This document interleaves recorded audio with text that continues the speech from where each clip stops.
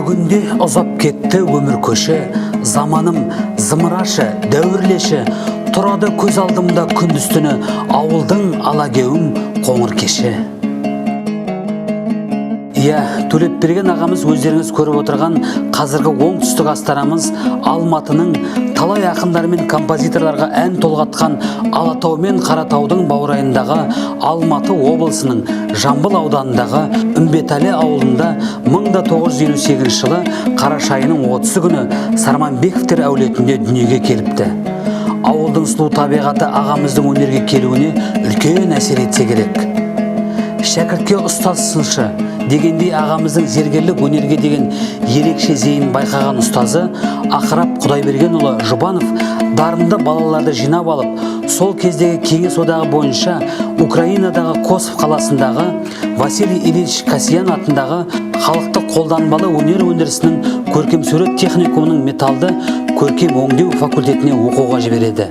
Міне, Төлепберген Рахымұлының ғажайып зергерлік өнерге келуінің алғашқы баспалдағы осылай басталды. 34 жылға шығармашылық өнер жолында ағамыз бабаларымыздың зергерлік өнеріндегі неше түрлі қыры мен сырын ашты. Бізбен әңгімесінде ол 300 қазақтарының ұлттық өнеріндегі зергерлік өнер түрлерінің де әр түрге бөлінетінін, әр жүздің өзіндік өрнектері бір-біріне ұқсамайтынын ерекше сезіммен әңгімеледі. 21 жылдық ұстаздық қызметінде Төлепберген Рахымұлы көптеген шәкірттері өнер жолына баулады.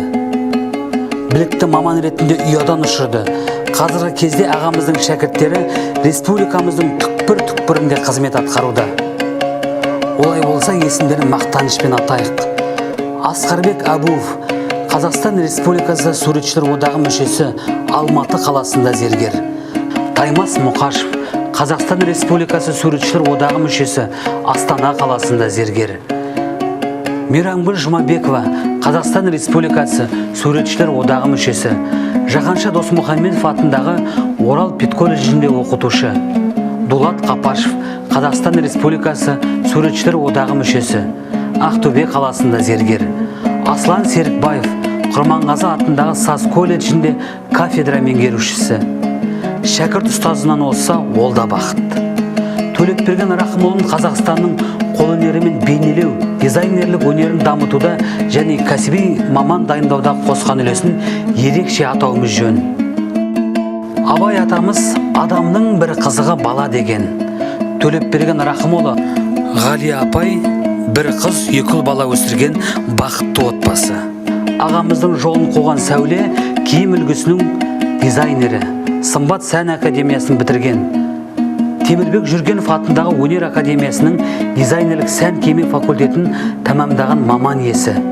Бүгінде Орал қаласында өзінің сән киімін тігетін ательесі бар. Ұлы Саят Төлепбергенұлы спортпен шұғылданады. Грек-рим күресінен Қазақстан Республикасының 2 дүркін чемпионы және халықаралық турнирлердің жеңімпазы. Ал кіші ұлы Самат Төлепбергенұлы әкесінің жолын қуған зергер, біздің университеттің сән өнері мамандығын бітірген маман, университеттің зергерлік шеберханасында істейді. Бұдан артық не бақыт керек адамға? Шығармашылық өнер жолы қиын жол.